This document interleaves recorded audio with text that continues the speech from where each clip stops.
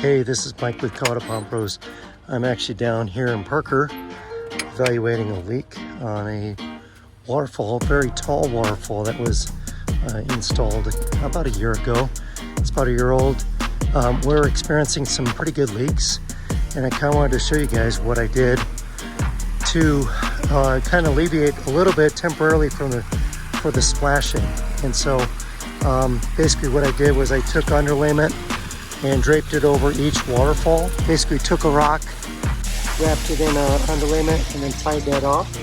Before we actually continued with doing the pipe test that we normally do, I wanted to evaluate the splashing. We've got really tall waterfalls. I've got one here, and of course one here. I do have one way up there, and it's about 1.5 feet height of waterfall. That's the max height that we really want to achieve.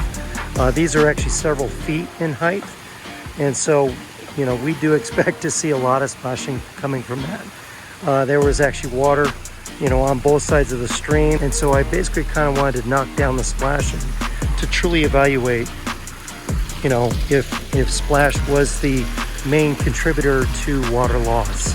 So just to evaluate that. If that is the case, we're actually going to be putting in some smaller case waterfalls and then also some pooling. So we're going to do some pools. We're going to focus that waterfall to come down into a pool, and that'll help absorb some of that splash as well.